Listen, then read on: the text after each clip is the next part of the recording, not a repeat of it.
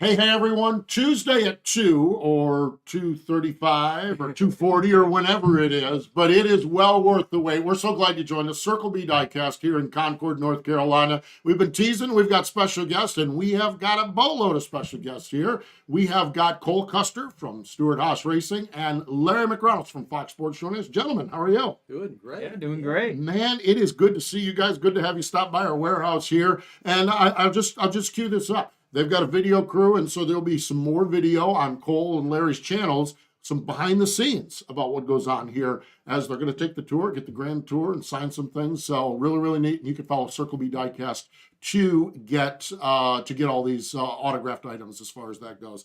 Cole, I'm going to start with you. Indianapolis. When you walked in, Larry Mack says you survived the madness. You did a ninth place finish. You came out of there. Congratulations. Got a solid top 10 finish. Has to be nice to come out of there with that. Yeah, it was nice to have one race that things you could actually caught a break.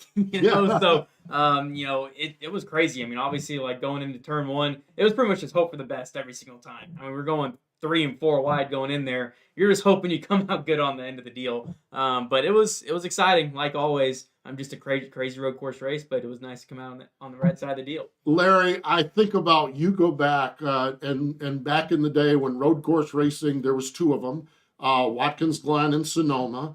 Some drivers would plug their nose and go do it. Now 7 road course races. You see the chaos it is. It's just road course racing has dynamically changed NASCAR Cup Series racing. Yeah, and I even go back as far as when we used to go to Riverside, California in the late 70s and early 80s. I think our last trip there was something like 1988. But you're right, Steve. I mean, when we would go road course racing, even into the early 90s, whether it was to Watkins Glen or whether it was to Sonoma, you could count on one hand who was probably going to win the race and maybe even have a finger or 2 left over. Of course, that was back in the day of when the championship was based off accumulating points. Mm-hmm. And there was a lot of drivers, a lot of teams just said, you know what, we're going to go there, we're going to get through it, we're going to try to survive it, we're just going to put some points in our bucket and get the hell out of Dodge. But now when you think about all the number of road courses, to your point, 6 this year, we got 1 in the playoffs with the Charlotte Roval. Teams are about putting as much effort into those races as they are any of the other races. And the numbers kind of speak for themselves because it's about as hard today to pick before you go to a race weekend who can win a road course as it is Michigan this week, Richmond the following week. It just doesn't seem to matter anymore because everybody, every driver, every team is all in on these road courses. I think, yeah, it is, Cole. It's just like it's amazing. How have you evolved as a road course racer? Yeah, but even building off what Larry was saying, I mean, it's even more of an equalizer too. So you might even have more people that can go win a road course race than even the oval races now, just because it's such an equalizer for the teams.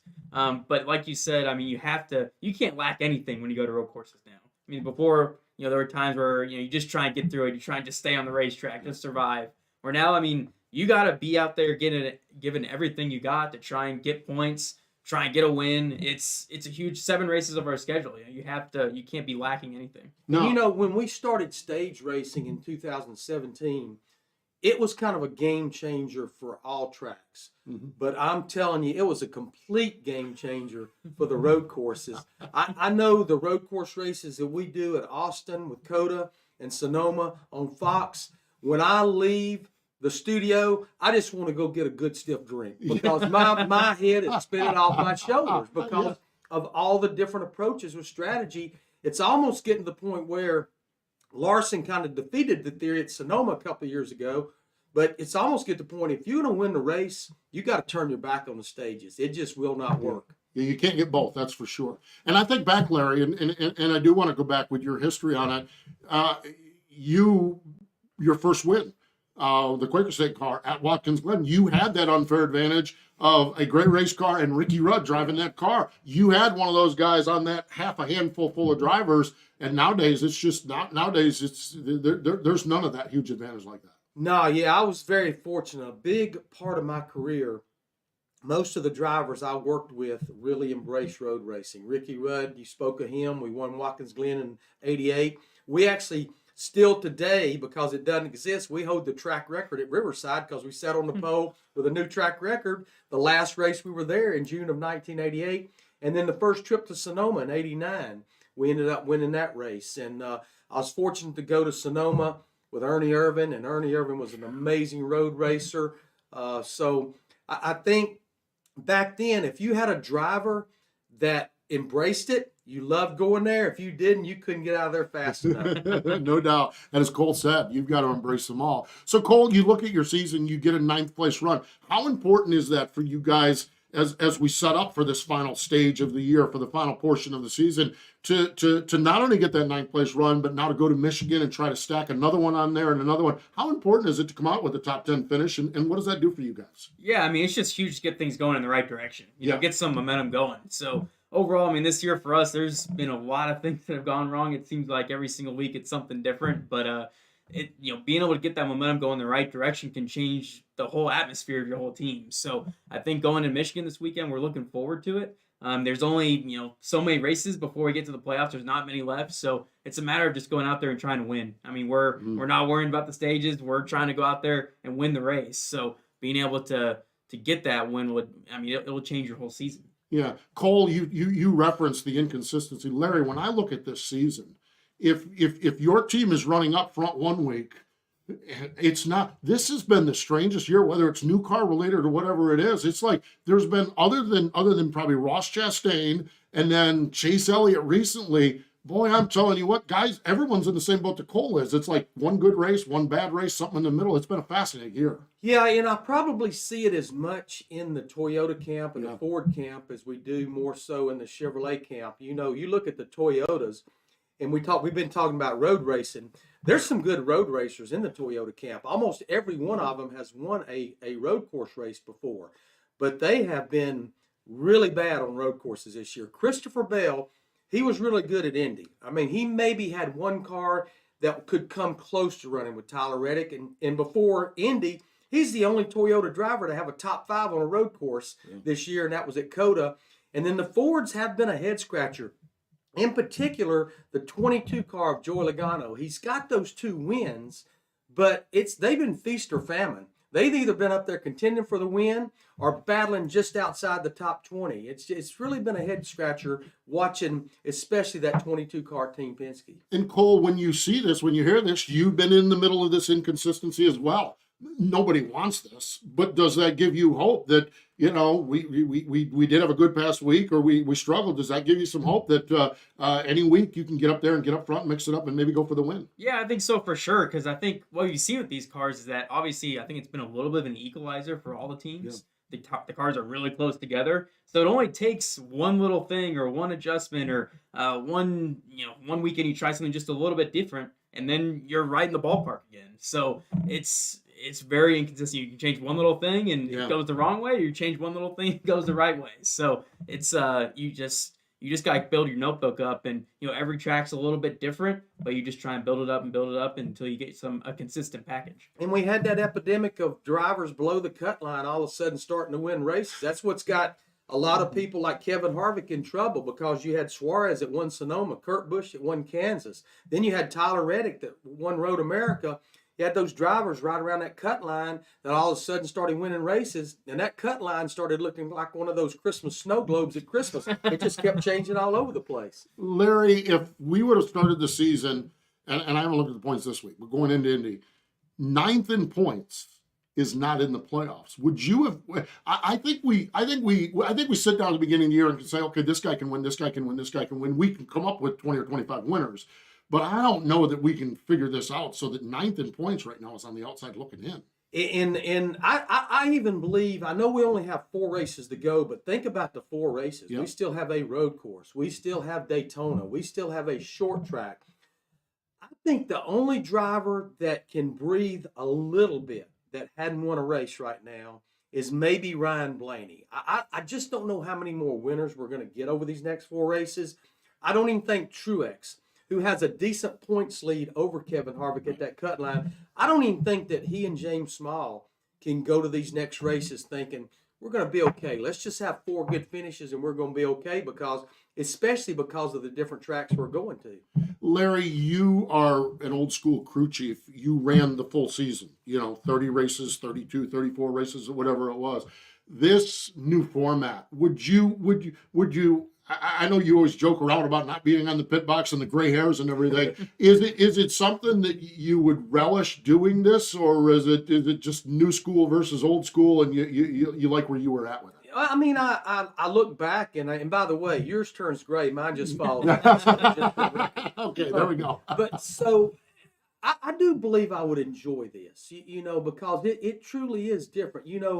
In my years as a crew chief, if you ended up getting off to a bad start, and let's just say you didn't really start getting your arms around things until maybe April, you were already so far out, you weren't going to make it back up. You had teams that were just too consistent. Yeah. Well, now, this guy can go win Daytona, or he can win Richmond, and he's in it. He's got a shot at a championship. So I do like some aspects of this right now. Yeah, Cole, when you look at it under the old format, you would be long gone as far as the conversation goes, but it does open up an opportunity for you guys to find that little thing. Like you talked about, one little thing could put you guys in victory lane and into the playoffs. So it's got to be neat from your perspective. Yeah, I mean, it keeps you in the game the whole year. I mean, well, 3/4 of the year. Yeah, sure. So you have to, every single race, these, the last 10 races, you got to go out there and give it every single thing you got to try and maximize these last 10 races, win a race, and get yourself in the playoffs. Because, I mean, that's what everybody in the shop, that's what everybody's working for. And you want to make everybody at the shop proud and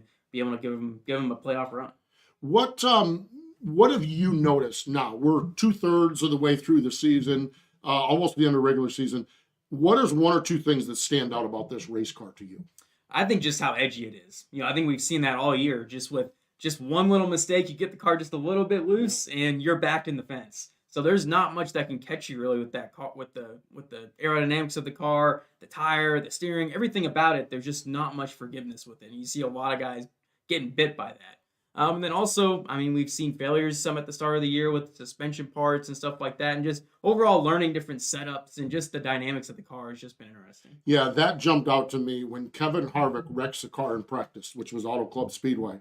I'm like, whoa, what's going on here? Yeah. Because Kevin Harvick never wrecks a car in practice. I mean, just insane. And that kind of just was like a warning to everybody that this car is edgy. Larry, I'm going to kind of go with the same question to you. Maybe you have the same answer, maybe something different. This car, as we're at this point of the season, what stands out to you? What's notable about this car? Yeah, I mean, other than just the parity that seemed like it's been created, that it gave someone like Corey LaJoie, Inspire Motorsports, an opportunity to go win a race at Atlanta Motor Speedway. I know they came up short, but knowing that we've had, 11 or 12 tires and wheels come off, and the penalty that a team suffers from something like that, I do think it's something that needs to be looked at. I get the rule met last year's car, because crew chiefs were telling tire changers, just get me 3. Just get me 3. Well, you got to tell them, just get me 1 now, because that's all you've got per wheel. So I'm not sure that the penalty meets the crime with this new car, but to know that we've had 11 or 12 of those, that's kind of an eye-opener. And then probably the other thing is NASCAR made the statement early before the season started. 25 to 30 single source supply parts. You pull out of the box, you pull out of the wrapper, you bolt them on the car, and you don't mess with them. Mm-hmm. And we got a wake-up call pretty early with RFK Racing in the 6 car at Atlanta Motor Speedway with something to do with the rear fascia. And then, big penalty, big fine for them. And then it's kind of, this has kind of went away, when nobody's messing with it. Well, boy, the floodgates got kicked slam off the hinges at Pocono. To know that we had 2 drivers, the winner and second place from the same organization, get DQ'd. We had another one that had an L2 penalty. I'm proud that NASCAR they're not only talking the talk, but they're walking the walk with these teams on what they're saying. This is what we're going to do, and this is what you've got to do to adhere to it. Yeah, Cole, when you see this, I mean, it's got to ring through the shops. When what happened at Pocono, I cannot imagine Monday morning what the conversations were like in the shops. It's got to get everyone's attention. Yeah, I mean, everybody's trying to figure out what they were doing, figuring out, what areas they were trying to push and everything, what it was worth. But at the same time, I mean, as a driver, you got to push it. I mean, for the teams, sure. I mean, you have to go out there and you got to push the car to the limit on everything, just because, I mean, look at it now. The teams, I mean, everybody's so close. So one little thing can make a huge difference. So you have to be pushing the areas all the time, but you don't want to over push it like we've seen. Yeah, I think Mike Bean, president of GMS, put it best. I heard last week. He said, Racers are always tempted.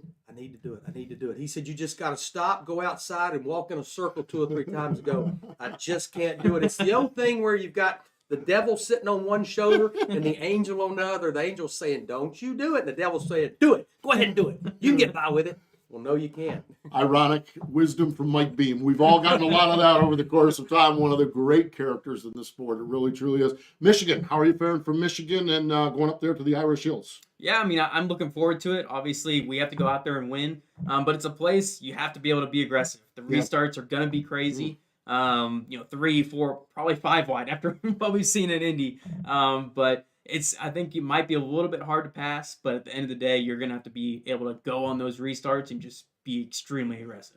Crew Chief Larry, what are you going to be looking at when we go to Michigan? Yeah, the place has a fair amount of grip. I mean, the question is now, especially that we only go there once a year, how much grip has it lost from last year? Because I know when we used to go there from June to August, it would lose grip between those 2 months. So I think that's always a question.